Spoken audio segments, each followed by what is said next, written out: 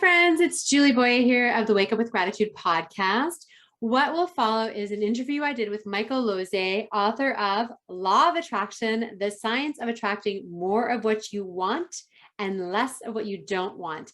And this is a really amazing interview. He shares so many great things with us in this podcast video. A few things that come up. He shares how he had his spiritual coming out when he first met Esther Hicks. We talk about merging the law of attraction with NLP. He shares how he originally started his training with Teleclass International using old style teleconferencing, which is such a ride to talk about.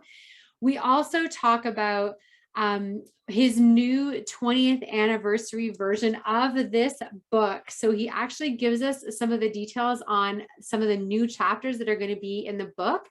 And then we talk about, most importantly, how the law of attraction and gratitude are connected. And that might really surprise you. So I encourage you to watch this, take notes, and learn from the master of law of attraction, Michael Losier, as my guest here on the Wake Up with Gratitude podcast. If you enjoy this content and you want to watch more videos like this, or you enjoy the video podcast, please make sure to give this video a like. And of course, as always, drop a comment and let me know which part of the interview gave you an aha or light bulb moment. Hello, friends. Welcome to the Wake Up with Gratitude podcast. I'm your host, Julie Boyer. And today I am honored to have a very special guest who has had a huge influence in my own life and just might have had an influence on your life too. Please welcome Michael Losier. Hello. Hey, Julie and friends. Hi, I'm so glad you're here. It's so exciting. Thank you so much to our friend Cornelia Parham for connecting us. Yes. So it turns out that Michael actually lives here on Vancouver Island, which I did not know. To me, he's been a figure in my life for so many years. I was first introduced to him through his book, The Law of Attraction, The Science of Attracting More of What You Want and Less of What You Don't. So we're going to spend a lot of time talking about this incredible book, which has sold 3.7 million copies and has been translated into 37 languages. Now, he's also got two other incredible books, The Law of Connection and Your Life's Purpose. He actually, incredibly, was interviewed by Oprah herself 4 times on her Soul Series radio show. He's a certified emotion code practitioner, and he also has this really great show on Saturday mornings at 9 a.m. Pacific Standard Time called the Emotion Code Bro Show. So what I love about Michael is that he didn't just write a book and then, let that go. He has continued to do this work and share this work and be of service to the community for all of these years. And I'm just so excited to have you here. So thank you for being here. Thank you. Listen, can you even believe this? Can you believe, look at the people, Gail King, Maya Angelou, like famous people, and then Michael Losier from Gilligan's Island. I love it. It was so funny. They were called Oprah Friends. I wasn't friends with anybody there. And I was like, honest, I was the only one that has a self-published book. I didn't meet any of the criteria, but the boss wanted me there. So I had my own radio show. And I remember doing seminars in Victoria, some of our Victoria friends, and I would joke about, that was when Dr. Phil was on Mondays. It was called Tuesday, Dr. Phil Tuesdays, yeah. And I said, you know what? I want to be Michael Mondays. And I would joke about that in the audience. Hey, who thinks Oprah would love me? This was like 20 years ago, literally 20 years ago. So my book's 20 years old. So, and then after I was interviewed by Oprah, which I didn't solicit or send a business card or anything, it was all law of attraction. I was interviewed by her 4 times, and on her radio show, I was on 5 times a day. I was Michael Monday, Michael Tuesday, 7 days a week. And then my book went to number 2. The number 1 book was Harry Potter, wasn't even out yet, but the pre-sales. The number 2 was The Secret, and number 3 was Michael Losier from Gilligan's Island. It actually blows me away because I remember being so proud. I was like, this guy's Canadian. Yes. And his book is doing so well. And I discovered it probably around that time as well, around 2008 is when I discovered it. Right. 2007, 2008, I discovered your book. And but before we get into the book, this is a really important part of our podcast is we share a little bit about before the law of attraction, before being interviewed by Oprah, Yeah. How did you get into this work? I'm curious, like growing up, were you a person who was connected to the energetic and spiritual world? Did this come later in life? Well, I was always different, and I'm still different. I'm just very different. So, and I have an older sister and a younger sister that are 7 years apart. So guess what? I wasn't hanging around with my sisters. Right. It was just too far apart. So I was pretty creative and spent a lot of time by myself. And I was overweight. I was fatter. I was a fat kid. And so I learned real young, didn't know what it was called. I learned if I gave attention to bullying and worrying about bullying, guess what? I would get bullied. And I thought, what's up with that? I was going to church with my parents, and I was I never understood how can positive people, I was my parents' favorite. I mean, I did nothing wrong. I never got in trouble. And that didn't make sense. Why would I attract negative things? Of course, we never used that word, 30, 40 years ago, but that's what was happening. And real early, I saw a pattern. Being worried about being bullied, then being bullied, and then being nervous to be picked on. It's like, oh my God. And then I got it. And then I remember I was in junior high and I befriended somebody different like me. She was very different. I was physically different, and she was Hispanic, and I was in an all-white school. So we were kind of like, in my head, minorities. We kind of teamed up. And I remember getting excited to hang out with her. And then all the negative stuff stopped. And I thought, isn't that weird? Until I gave it attention again. So I understood about law of attraction. Wow. Without that word about attracting negative things. And then I didn't know it was the shift to the positive thing, although I saw a pattern. So let's cue the rest of my life. I'm living life and I'm hearing about law of attraction. I'm going to the spiritual centers in Victoria and Nanaimo, and I'm hearing about energy and vibrations, and not a lot about law of attraction. Really, 15, 20 years ago, it was a really foreign word. But and then I had a friend call me from Vancouver. He said, hey, do you want to go to a seminar in Seattle? And I said, what's it about? He said, just come with me. And I said, is there an agenda? He said, no. I thought, well, that's not Michael Losier. I mean, I need to know an agenda, when it starts, when it finishes, all the tickety-boos, right?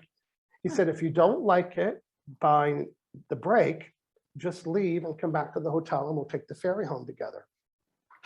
So I get there, and woman greets me at the door, and there's no flip chart, there's no handouts, and there's no agenda, but there's lots of people. And it turns out it was Esther Hicks from Jerry and Esther Hicks working the door. So I'm in the room, and my friend says, just hang, it's almost like coming out, right?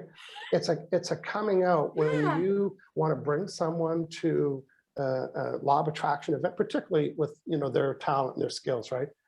So I think I heard it at 25 minutes in, and it changed my life. And here's what I heard. The law of attraction is obedient. It's matching your vibration, whether negative or positive. I was done. That's all I needed to hear. And I went right back and I thought, matching my vibration, my vibes. So the universe isn't very smart. No, it's obedient. You see, law of attraction doesn't have a brain. It doesn't have a conscience. It doesn't know whether it's good or bad for me, whether I want it or don't want it, whether it's not smart. It's obedient. And I was prouder than a pig in poop when I heard that. So then on the way home from the ferry, I was getting goosebumps. Now I just posted something on Instagram showing goosebumps. So here's, what goosebumps are to me? Goosebumps means I am in such vibrational harmony with what I just experienced. The vibration is real. The vibration actually causes the goosebump, because you don't get goosebumps when you're ticked off. Oh my, we're angry. Look at my goosebumps. The goosebumps. No. So everybody, when you're listening to this, when you get goosebumps, think, what did I just experience? What did I just learn? What did I just smell or hear? That's what the goosebumps are in my world. So I got the goosebumps. And then on the ferry on the way home, I didn't text anybody because it didn't exist, but no. So I ran home to my phone and I called my friend Linda Story, who's an NLP practitioner who used to live in Souk, now lives in Comox. I love that you know my names. I do. And I said, Linda, I think I figured something out. She was into NLP, which is neuro-linguistic programming, which is what I wrote in my second book here. So we met at my house, and I said, remember, because we tried, we figure stuff out. And I said, remember, we couldn't understand why we attract negative things. I said, listen to this. So I told her that one sentence. So we talked about it on a Sunday. And she said she'd come from Souk, right? So it was a commitment. And she said, hey, do you want to meet next Sunday? I said, yeah, let's meet next Sunday. And then I started to merge what I understood about law of attraction and NLP. And NLP has a lot to do with learning styles and how to present information and how to make models and how to make descriptions so people can really get it. Because as you know, law of attraction could be hard to describe. So I put the two together. I start to develop some of the worksheets in my book based on NLP, the clarity through contrast worksheet. And NLP, that's called reframing. So it's just a reframing technique to help you reframe a negative. So we were having fun like that. And then guess what? Our lives are rich, full, and delicious. And we're noticing it. And then people are saying, and then I'd start to use words like I had to come out of the closet many times. And one of them was with law of attraction. And I remember saying, just use the word. Don't get away from what people are going to think about it. It's none of your business. And I started to use the word law of attraction like it was a foreign word, and it caught people's ears. And they said, well, what does that mean? Yeah. And I would say, well, how when you think, try to describe it. So a year later, I got 44 people coming to my place with cushions and pillows. And when 44 people come to your house on a Sunday, guess what? You got to be in charge. I thought, oh, they did not come for coffee, right? So then that's when I started to develop the processes and the worksheets and the desire statements. And people were emailing me notes and oh, I love when you said this. I love when you said that. Here's what I'm attracting. And I had a big box or a binder full of thank you notes and people faxing. Yes. Faxing. Oh my God, I'm so old. People faxing me their desire statements. And I was pretty pleased. Wow. Yeah. So I'm still working for the government in Victoria. I was a government employee for 10 years. Okay. And I was also a closeted law of attraction guy. And at nighttime, I was kind of doing law of attraction. And then in 1990, I co-founded called Teleclass International. And these were classes that were held over the telephone on conference bridge lines. You might be too young to know that, but at a time. Oh, no. I remember those conference bridge lines. Absolutely. That's yes. right. The beeps coming in. Well, that's Clubhouse now. That's what Clubhouse is. Yeah. Without the beeps and with more, power. Yeah. Who's on the line, right? Yeah. Go ahead, please. Yep. Oh my gosh. Yes. Yeah. So I actually you trained built a whole business around that technology to teach your classes. Yes, I trained 1,200 coaches on how to deliver teleclasses using accelerated learning techniques and the style. So on Clubhouse, that's what I'm doing. I'm doing training. People are used to, getting people to give their. I don't take comments on mine. I'm a trainer. My whole life I've been a trainer. Got it. And I actually sold 3.7 million copies of my book. You know how? My whole career, I was a professional interview guest. Oh no, I've got the professional. I didn't know sometimes. I was already nervous, Michael, when we first started. Well, you're in good company because Oprah interviewed me 4 times. But that's true. Sometimes I would be interviewed 4 times a day. When I first started, it was on traditional radio stations. Yep. And then people start doing like online radio. And now it's podcast. And now, it's like this, it's video podcast too. So you can tell that I'm not new. Yeah. No, well, I assumed you weren't, because my question, I guess one of the biggest questions I had about the book is you self-published this book. Yes. So in a time when we did not have social media the way that it is, so I'm guessing interviews was a big part of it, but does this always remain self-published? Have you been? No, I sold it in 2006, but I want to tell you that story. Yeah, I want to hear that story. Yeah, so I have a big binder of everybody's successes and so on. And when I worked for the government, I did a lot of front of the room training, not on law of attraction. So I liked being in front of the room. I liked not being at my desk. If I had to deliver a presentation, I'll do it, because then I could work on it and deliver it and then get away from my desk. So one time the government had a speaker come in at the end of the day. And this guy was pretty motivational, which they don't really hire motivational speakers. And it was done like at 6:30. And you know what I know? If you're still in Victoria at 6:30, you're probably going to be the night, or you're going to get the hustle to get the ferry. So I said, are you going home tonight? He said, no, I'm staying in Victoria. I said, well, let's go for a walk. I'll take you around to Fisherman's Wharf and stuff. So he was very interested in me. Had good vibes. And of course, I wasn't using those words back then, right? And I said, I'd really like to do what you do. And you know what he said? He said, well, if you had, he said, then they said, if you had a book, you could speak anywhere. Oh. And I thought, I don't have a book. And I remember dropping him off and coming to my place. And I thought, you don't have a book, but you have an 8-inch binder. So I spent 2 years taking my 8-inch binder and turning it into my book. Now my book is, if you don't already know, is a seminar. So I delivered my seminar about 200 times and perfected all of the worksheets, all of the stories. And then all 3 of my books were seminars first. This last one, Your Life Purpose, same thing. It was a seminar that I did over and over and over. So I came back to my place and I said, I might have a book here. So meanwhile, remember, Q Teleclass International, Yeah. I'm running home from my government job at 4 o'clock to be on a teleclass for 5 o'clock to talk about what? Law of attraction. Guess who else is talking about it? No one in the world. No. So, I just got a website. I mean, that was it. We didn't know what we know now. But I thought, you know what, I'm going to write a book. And then when I'm on this class, I want to see if people want to pre-order it. So I can do that. So the very first thing I did 2 years before I needed it was I designed the cover. 1 year. I got the cover designed and I put it on the website. The cover does. And when you self-publish, you know what it means? You pay for everything yourself. Yes. So the graphic designer, pay for the license of the image, pay for the proofreader, pay to a writing coach, pay for all the graphics artists. But you know what? When it was done, it was done. So I got back and I thought, I'm going to write a book. So I took about a year doing teleclasses, telling people there was class notes. Remember, no one's hearing about law of attraction, and everybody had the goosebumps that I was having. So I said, go to lawofattractionbook.com. Really? Could I be smarter? Lawofattractionbook.com. Back then, you could have anything with the URL. You could probably get Nike on a URL, and it wasn't taken back then, right? So I just got what I wanted.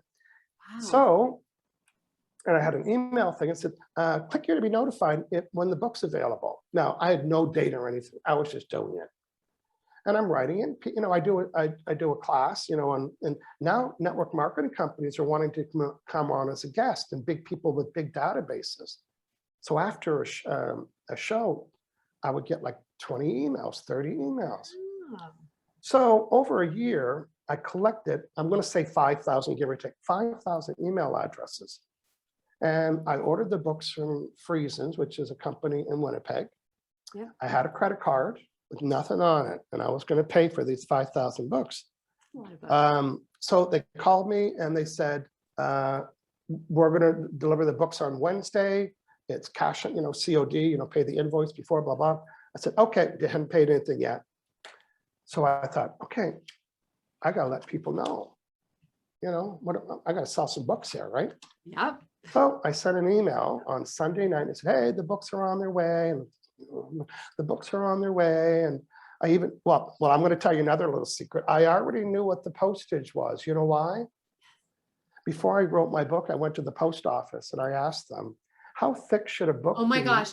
No, I'm not even kidding Michael, you. you are my favorite person right now because I do the same, because in Canada, if it ships as a letter through the slot, that's the rule. I said, how thick does a book have to be so it fits in a slot? What about this? Oh my gosh. The clerk gave it to me and I went to a Chapters bookstore. You know that name. I measured a book. You know how thick a book can be before it fits in a slot? 144 pages. I actually... I think that my book is like 123 pages. So I did a very similar exercise to you. Like, that's right. Yes. Oh my gosh, so smart. So you knew you could ship it as a letter. Yeah. Not only that, when they were cutting the cover, there was excess. So there was this much excess, and I got 100,000 bookmarks made that had Oh, the book cover, and I was handing those out yes. like candy. So, oh yeah, I worked and I learned all these tips from Dan Poynter's book, Poyn. He's the self-publishing god. And Okay. I learned the trick about doing the cover first. I learned the trick about finding out the post office. So I sent the email out and I thought, I was pretty excited, right? It went out. I woke up the next day and I opened my computer and I thought I had a virus. You have a new cell. You have it was going, it was like, And oh my God, this what? is, I mean, we didn't have like, you didn't have a Shopify or an Etsy or like, how are you No, selling the books? I had a merchant account because I had a US account from a merchant in the States where I could take credit cards. Yeah. That Because was people all weren't taking that. Oh, you online could, payments. no, you couldn't do that in Canada. So, No. but I had, because of Jeez. Teleclass International, that's why I had Oh a my God. US merchant account. There's so much. I just want to pause for a sec, Michael, in your Yeah. story, because there's so much about your story that I love so much, because so many people want to write a book. And That's not what the hard part. that's, well, you know, what's interesting to me is that it's not just the writing the book part, like you said, is just not the hardest part. It's like all the seminars you did, 200 seminars, took 2 years to create it. You created it ahead of time, which is something that I actually learned from Wayne Dyer. He Oh, talks nice. about in his book process, he would create the cover first and put it around another book. So he would see the finished book, right in your Yeah. face. And the fact that you were doing things, you said you're very different. Yeah. I mean, you're not only different, you were thinking in ways that at that time, nobody else was doing. You were really, I did not know this part of your story. And it's so powerful to Thank hear you. that, you know, when you took a risk. 5,000 books is not a small amount of books. Like Well, the average, it's a risk, but here's my a lot. key. It was a calculated Calculated risk. Yeah. because between you and I, 97 cents. Because you ordered so many. Because I ordered so many And and I got them printed in Canada. And the guy told me, he said, because I had a different format. He said, if you make your book a quarter of an inch smaller, it'll fit a perfect piece of paper. We won't have to. So, okay, I told him, I said, you get this book the cheapest. And of course, I sold 3.7 million, not all through this printer, but. Yeah. So yeah, so, and even the back of the book, you know, I had to hire someone to help me write that. I had to hire, look at the old mustache picture. I love the mustache. And well, here's a little side note. Oh, mine doesn't have that. Right here on the inside cover. Oh, the inside cover. This is my self-published yes. copy, and you have the publisher's I have the version. publisher copy. Okay. So I just had a meeting with my publisher. They said that, and they use a lot of terms in the industry. It's on the catalog and it's in the top, all that stuff. They said, your book's 18 years old to them, because I published in 2003, they bought it in 2006. And they said, it's one of our top catalog sellers, and it often sells out. Well, I'll tell you why. There's a podcast host named Andrew Frisella. He's like, you know, the alpha male, you know, and he's very, and when he talks about my book, he turns into a puppy dog, and I could sell 20,000 books because of him. Oh my God. So all these, but I don't know that because they're not my books anymore. The publisher looks after that. Right. And then you get, but you're still getting royalties, let's be honest. Oh yeah. Yeah. Royalties is, and to be, you're in a category of author. First of all, in Canada, you're in a category of author that is like the 1% of the 1%, because Canadian authors, to have your kind of success, it's incredibly, I'm so glad you shared your story about this, because it teaches us so many lessons about what it takes to become a best-selling author, and what it does, not only that, to build a whole, like you said, this 18-year career. The book is still relevant because the concepts haven't changed. Now, if it's okay, I'd like to pause and share my story about how your book personally impacted my life, because that's why I was so excited to talk to you. Is that okay? Go ahead. Okay, awesome. So you know, what's funny is I've been in network marketing since 2006. I partner with USANA Health Sciences, and I found out about your book through that community. So it's interesting that you mentioned network marketing. So someone probably from that community had heard about you because you said you were in that community, you know, like people were hiring you to speak. So I got the book, and at the time I had, I'm divorced from my first husband, and I dated a bunch of people, and I was like, this is not working. Like, it's totally not working for me. And so I got your book, and there are worksheets, which we can talk about, but there are worksheets. And at the time you had a website where you could download these PDFs, which I thought was pretty incredible, actually, to have, to be able to download a PDF No, right? showing off of the PDF. Are you kidding me? Yes, back then that was show off to It have a was. PDF because I you was had to like, buy the license to use PDFs at the time. It was oh, crazy. oh Yeah. my gosh. So yeah, so I download these PDFs and I do the work. Let's be clear that books don't work if you don't read them. And books like this, if you don't do the work, it doesn't actually work. Yeah. So I did your all your steps, the clarity, everything. And then I wrote a desire statement for my husband. Now, about 7 months earlier, I had done a lot of work as well. I had gone away for a week of personal development, like by myself, to read a bunch of books. And I wrote in my journal a 6-page, what I know now was a desire statement about what I wanted in a partner. Yeah. So I took all the things that I didn't want and I put them in the opposite. Like I didn't know this was, what I was doing. And then when I got to your book, I was able to make it more concise and really precise. So I wrote the desire statement on November 25th, 2007. I remember this. Wow. I met my husband on December 13th, 2007. And we got together, and on our like second date, I pulled out the piece of paper and I read it to him. And he was like, this is kind of creepy. I was like, I know, but it worked. It was like, he had to be fluently bilingual in French and English. I was living in Ontario at the time, but I'm bilingual. It was really important to me. Had to live within an hour drive of me. He lived with about 30-minute drive of where I was. Someone who had a good relationship with his family and was like open to like including me in their family. Someone who had like big goals and dreams. And then really specifically had to be between 5'10" and 6'2" with brown hair and blue eyes. And my husband it's your desire. You can desire what you want, right? Yeah. So he's 6'2" with brown hair and blue eyes, and all these other little, like, we were reading it together and he was like, this is super creepy. I was like, I know, but here you are. So it was, I mean, we met, we didn't even really date. We just got together, and, we're here like 13 years later. I really had such an impact on my life that I've shared it in a blog many, many times. I've shared your book, and, maybe I had a small little bit to do with all those books that have sold, but I just want to say, like, what I love and why one of the reasons that I personally think your book is still so relevant today is because there's action to take. So is that because you built it around a seminar that it became a book with actual action to do? Oh, yes. Yeah. Self-help means you need to do it yourself. Right? So when people Sounds obvious. when people come to a seminar, I'll help you with it. But if you can't do it yourself, then it's not a self-help book, right? So how do you do it? Even with the last book, it was my biggest challenge, because what I thought was a lot of my intuitiveness about this process was actually just well-worded questions. So, but I didn't figure that out until some fleshed it out. But I want to tell you some good news. Now, you've talked about how relevant my book is. There's been 0 changes in 20 years, except for the picture. So my publisher, who I was saying earlier, was giving me so much accolades about my book and has said, we'd like to issue it next year as a new cover, a new everything, a new anniversary issue. And I was so resistant. I didn't tell them that, but I said, no, it's so classic. And I was really pissed off at it. And I thought, you know what? They're going to do all the work. They're going to republish, reissue it, airports, so I thought I could have another career. I could have a brand new career. And I was a little resistant. They want, what else can you make it different? We want to take some stuff out. And my feelings were hurt. I said, I'm not taking it out. So I just said, let it go.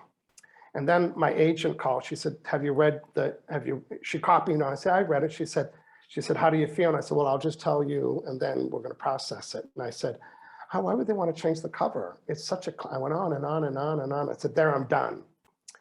And she said, I know. She said, but listen, she's my foreign rights agent. She said, we can resell this book to 37 countries. And you know what I said? When do we get started? Yeah. So the publisher asked for a couple of changes, including the cover and a couple of other things. I swallowed a pill. I said yes. And I thought, this is going to be a negotiation. I'm going to give them a lot of changes and see what sticks. And you know what stuck? Everything. So do you want to hear some new chapters in my book? Of course I do. I'm so excited. It's the first time it's being updated. I don't even know. They didn't tell me not to share it, but I want people to want it. How to write your desire statement so it fits your style. So I've included the 4 NLP styles and an example of the same desire statement spoken from the different styles. You know how important that was? Those words got to be right for you. So Yes. instead of saying, I feel this, if you're not a feeler, you don't like that sentence. So you could say something, oh, I love the thought of, or, you know, in other words, I expand a whole, and then I get people to take the assessment so they really understand. That's new. Oh, smart. Next one, how social media affects your vibrations. Yeah, I'm like jumping up and down on the video because this is so important. It is. You know, I probably about 2 months ago, I started to get on Clubhouse and I thought, you know, I don't need to be on everything. So I got off of Twitter because I'd go to Twitter and it wasn't my post, but I was reading a lot of stuff and I don't know why. And I'd get really agitated. And I thought, you are getting agitated on Twitter. And the little voice says, delete it. You don't need Twitter. Twitter did not build your business. So people share stuff and like stuff, big deal, get rid of it.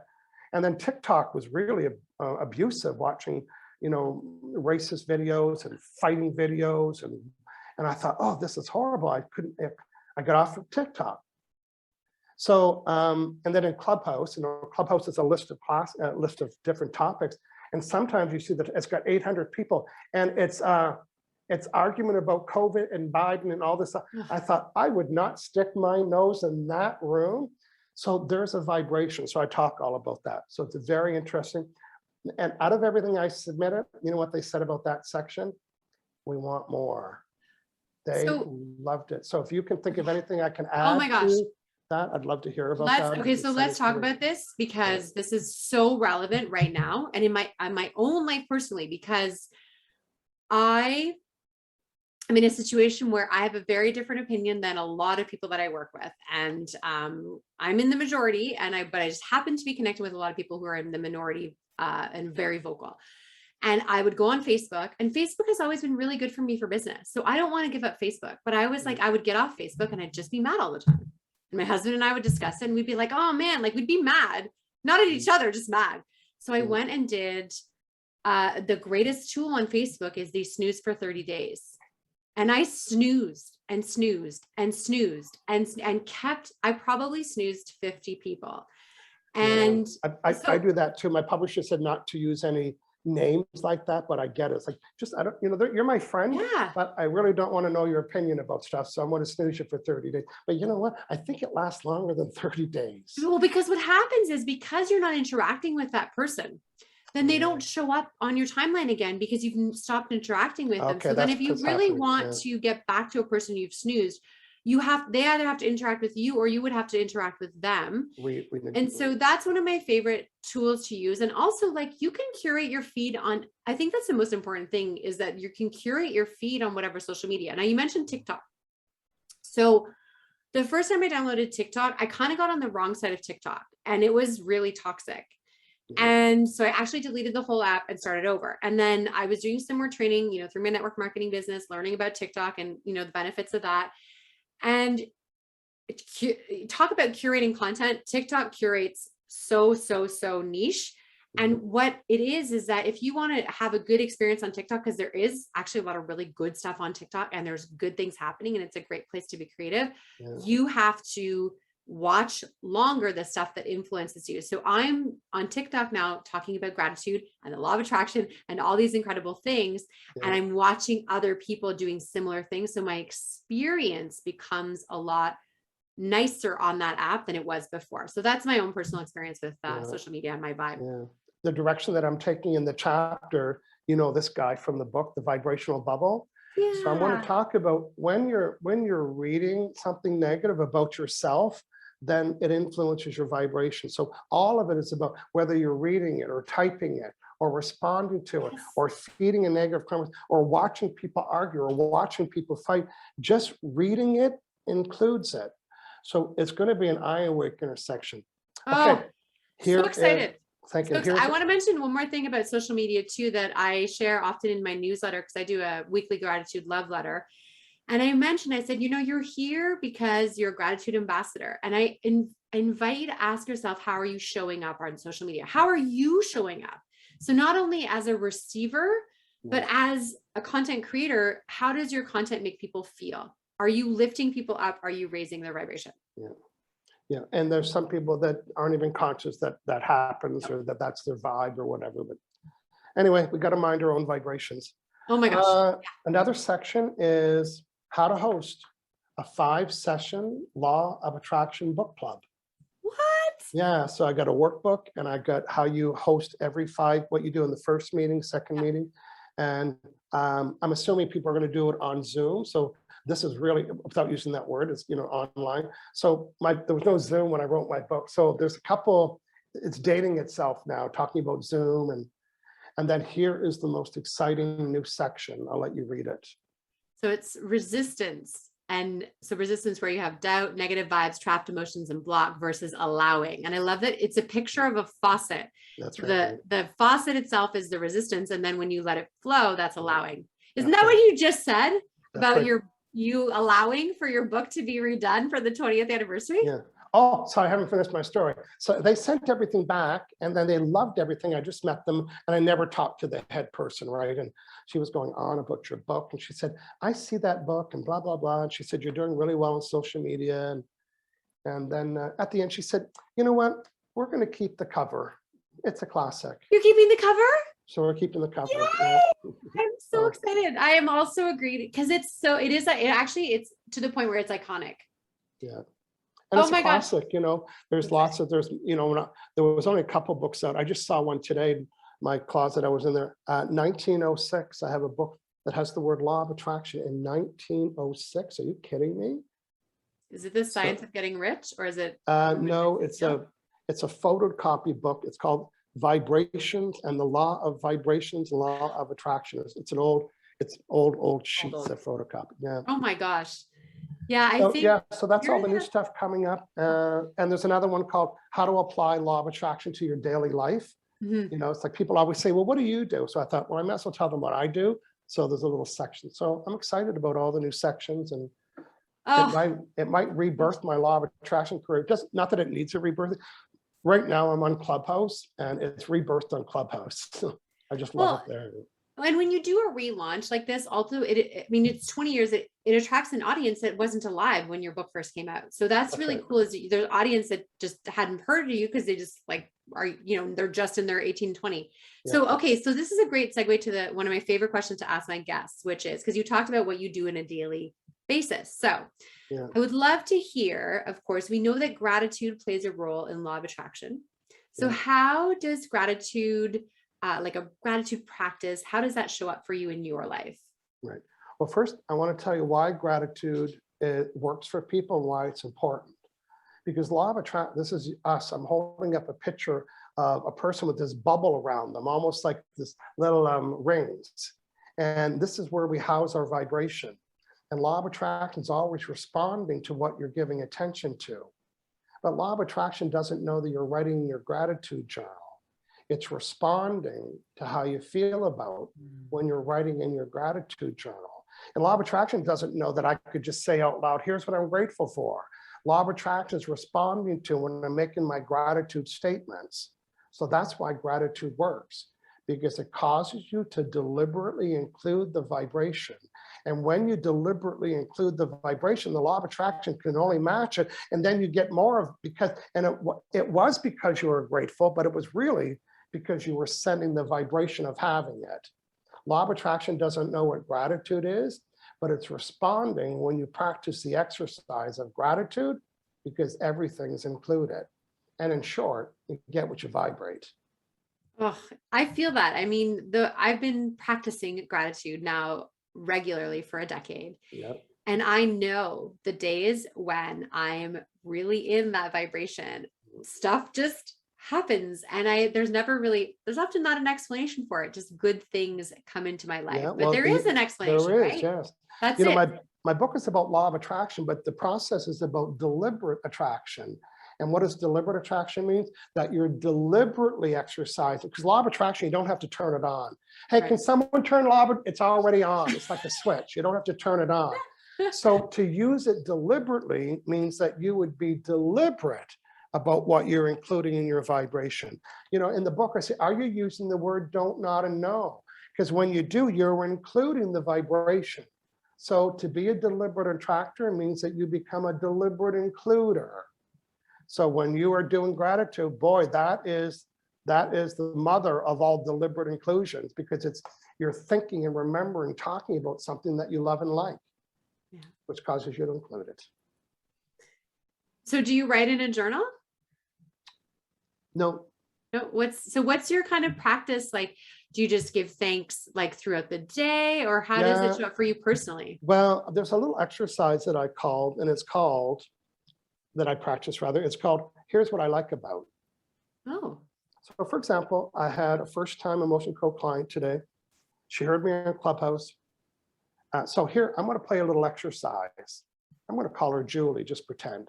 okay. Here, and I was saying this while I was meeting her. Oh, here's what I like about my new client, Julie. She paid on time. She booked right away. She's early. She's pleasant. She's got a great vibe. She needs my help. She's gratitude. She knows me. We're connected. She trusts me. And while I am playing the game, here's what I like about this person that I'm with. I'm including in more of the vibration. Now, could I say, here's what I'm grateful about? Yes, I'm grateful she paid on time. So whatever the way, the exercise. Now, I have some clients, some people from friends that thinking, business isn't very good. I said, well, then that's what you're getting.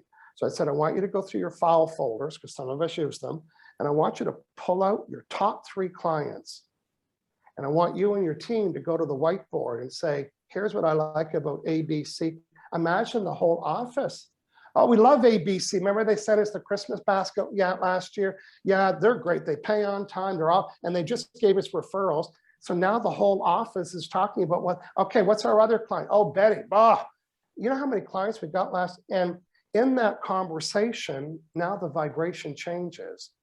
And the only way to get a different result is to send a different vibration. And the only thing that you can control in your life is your vibrations. You cannot control anything except your vibrations. And the way you control your vibrations is that you control what you're giving attention to, because everything's included.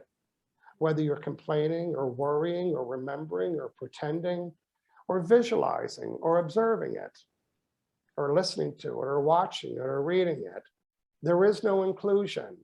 Everything's included in your vibration. Here's what I like about.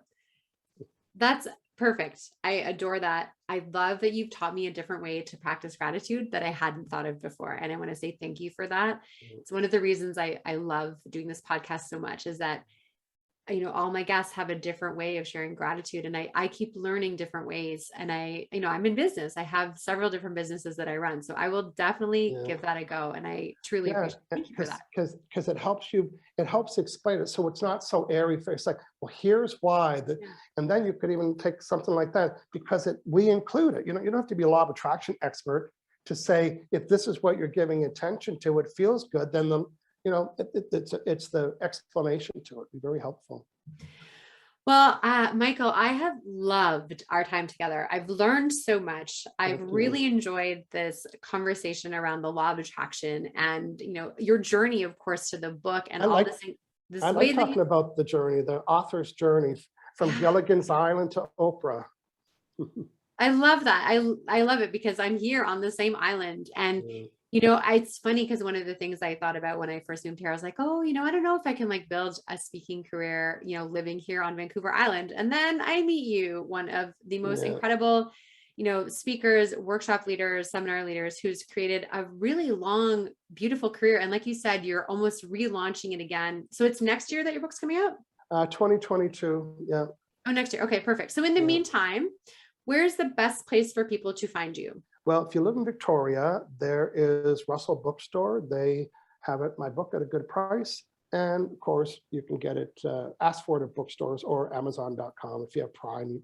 You know, I don't even sell books myself, because trying to ship them nobody wants to pay $8 from Victoria when, you know, so I acknowledge that Amazon has taken up a lot of bookstores, but you can always order them from your local bookstore. Awesome. Fantastic. Well, thank you so much for your time today. I am truly grateful. It was such a pleasure to meet you, and I really enjoyed our time together. Thanks, Michael. Thank you.